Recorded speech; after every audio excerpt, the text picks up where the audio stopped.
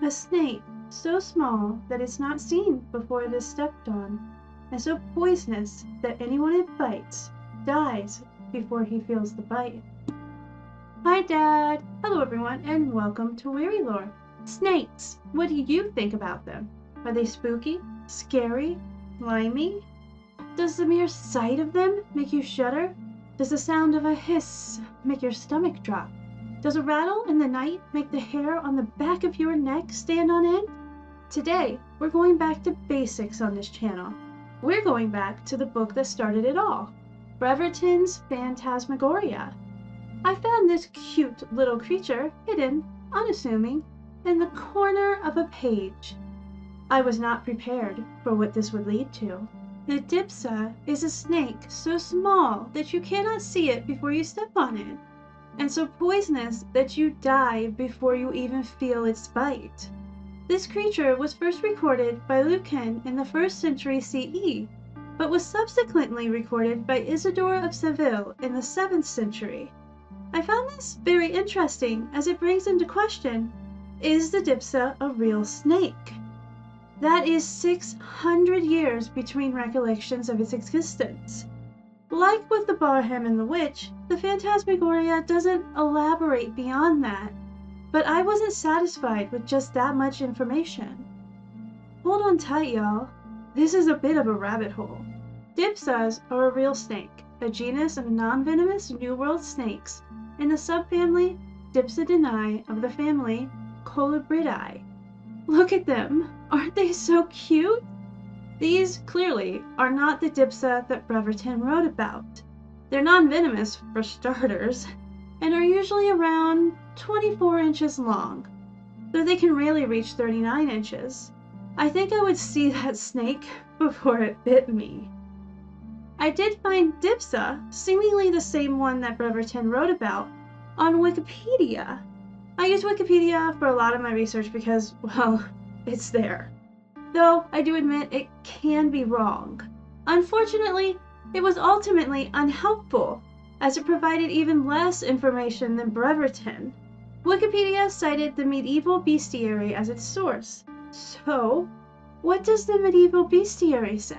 The medieval bestiary cited sources. It started with Lucan, also known as Marcus Annaeus Lucanus, a Roman poet who lived between 39 and 65 AD. He is known as one of the outstanding figures of the Silver Latin period. He wrote about Tyrrhenian Aulus, bearer of a flag, who stepped on a dipsas and quickly passed away, even though there was no evidence of a wound. Breverton also mentioned Isidore of Seville. Isidore lived in the 6th century. The exact years of his life are unknown. He was a bishop, a respected figure in the church, and he also wrote about the dipsa. His work says the venom kills before it is felt. The face of one about to die displays no horror of his impending death. Looking at the medieval bestiary, there are recordings of the dipsa all the way up to the 13th century. Not 600 years, but 12? Over 1,000 years, people were writing about this little deadly snake. But that's just a single source. Okay, let's try another one of my regulars, just to see if I can get a little more information. Britannica. Yep, the encyclopedia people. Dipsas, an alternate spelling of dipsa and the name of the real-world snake, are serpents with a bite that causes intense thirst. Thirst is not instantaneous death. This snake was apparently referenced by multiple Greek authors, one of these being Sophocles. There is a legend around this snake. It starts with Zeus rewarding the people who told him the identity of the god who had stolen fire. This reward was immense. He gave these people the antidote for old age, immortality. These people took this miracle, packed it into a pack on their donkey, and then sent the donkey onto their destination alone. That seems not smart, but on we go. The donkey gets thirsty, as animals do, and stops at a spring guarded by the dipsas. It was refused water, then given a deal. It could drink the water as long as it gave the dipsas everything in its pack. The word dipsas is the Greek word for thirst. So that's an interesting legend, but is it the same snake? Let's look back at some of the writing that was cited on the medieval bestiary. Lucan wrote about a man bitten by the snake, but he doesn't describe instantaneous death. The description is, well, poetic. I'll read you a little section. Drained the natural juices that were spread around his vitals and his arid jaws, set flame upon his tongue, his wearied limbs, no sweat bedewed, dried up the fount of tears, fled from his eyelids, fire consumed the man. He dashed his standard down. Not pride in Rome, not Cato's stern commandment could withhold, and madly sought for water through the plain to quench the poison thirsting at his heart. Well, that paints an entirely gut-wrenching, different picture. But are all the accounts like that? What about the ones that Brereton didn't mention? Gaius Julius Solinus writes in the 3rd century CE that the dipsa destroys by thirst. One more. Thomas of Cantimbre wrote in the 12th century CE that the dipsa is said to be subtle, striking invisibly, and it kills by thirst. Saying that a snake is so poisonous that it kills before you feel its bite doesn't really prepare you to read about people bursting from drinking too much water after being bitten. I expected instant death, not the torture of dehydration. This just became a lot more disturbing. Looking at these sources, the dipsa seemed very real to these people. So is it? Is there a creature whose bite can cause dehydration so severe that it causes death? Let's look into snakes first. I began my search looking for any snake that might match the dipsa's description. The dipsa is an extremely small, around 2-inch, mucus-like snake that is invisible to the eye. The Barbados thread snake is the smallest known snake species ever. It is not extinct, but it is endangered.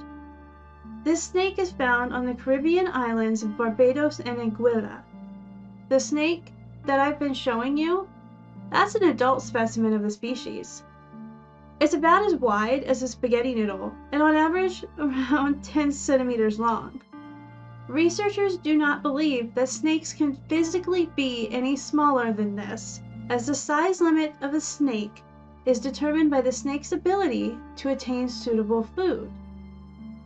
Still, this snake is about twice the length of what a dipsa is said to be. Personally, I believe that this snake is small enough to not be seen before being stepped on, especially with its coloration against its natural habitat. So it all comes down to this. The Barbados thread snake is non-venomous. It cannot be the dipsa.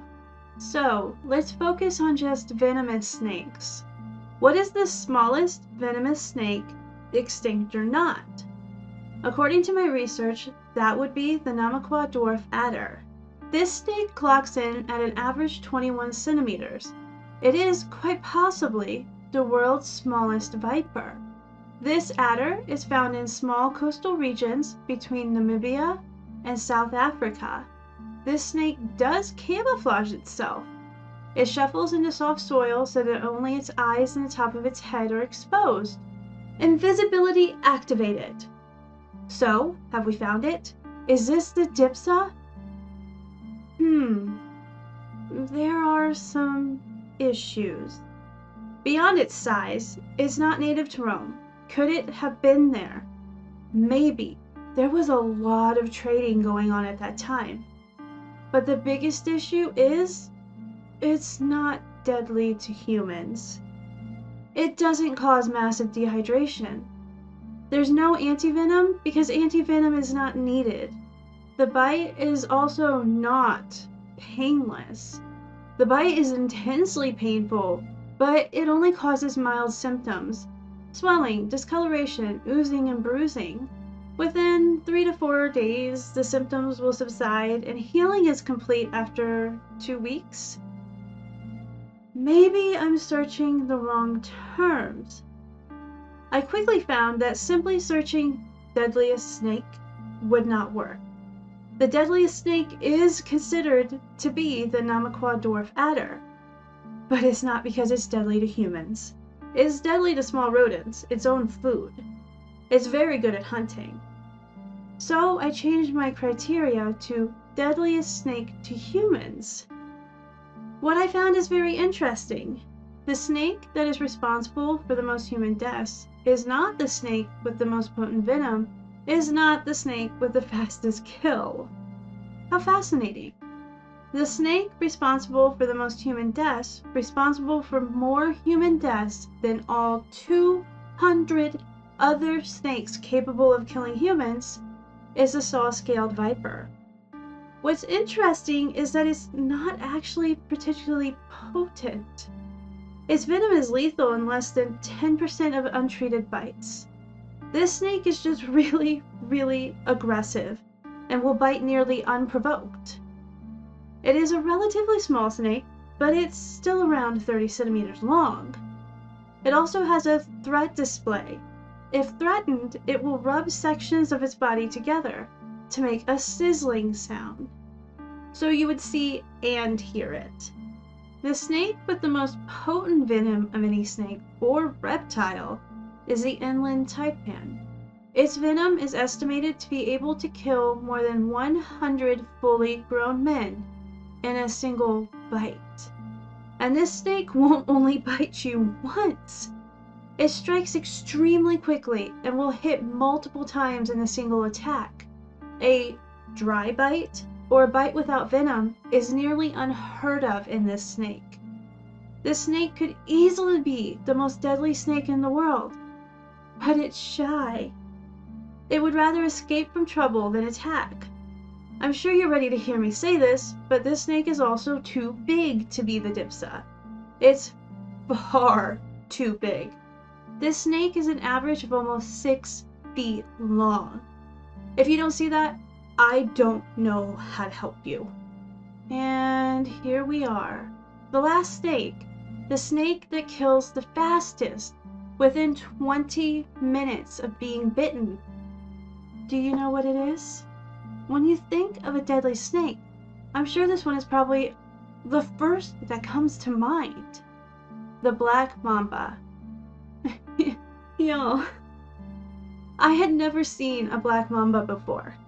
This looks like the snake that sits in a bowl and calls itself a danger noodle. If I saw this snake in the real world, I'm not sure I would give it the respect it deserves. It looks so dopey. Seeing as the black mamba has a threat display, it is around 6 to 9 feet long. We can rule it out as being the dipsa. I don't think we're gonna find a snake that fits the dipsa's description. But what if it wasn't a snake? How do you feel about spiders? There are 25 to 30 spiders out of around 43,000 that are consistently linked to human deaths. There is one spider I found that might come close to causing the symptoms of a dipsa bite, while being reclusive enough to be almost invisible. The violin spider, also known as the brown recluse, is a dangerously venomous spider. As their name indicates, brown recluse spiders are reclusive. They aren't going to go looking for victims to bite.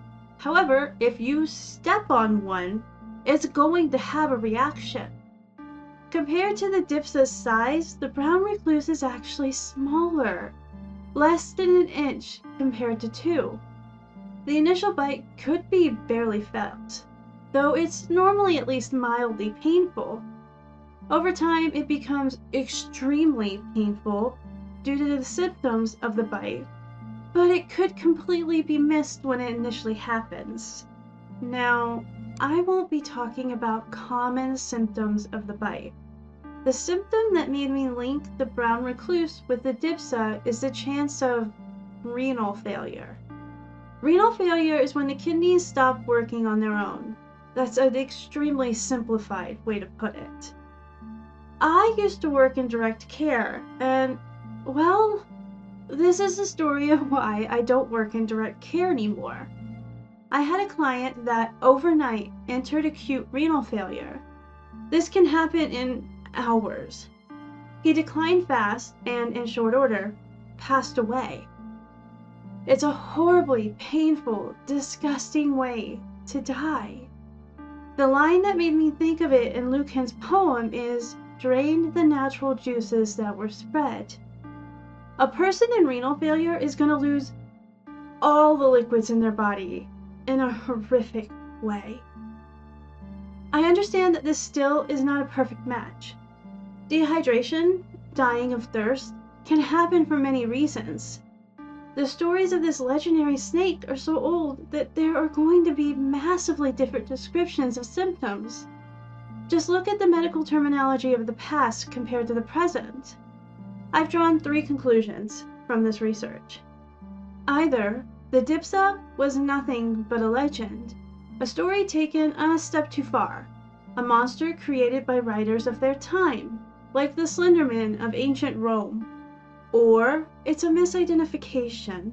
It's not a tiny snake, but a reclusive spider that caused symptoms that they simply didn't understand. Lastly, it could be an extinct species of snake that we have no fossil history of. Maybe the scientists are wrong, and the lower size limit of a snake is below the length of the Barbados thread snake. Thousands of years ago, the Earth was completely different. We know that flora and fauna grew much, much larger.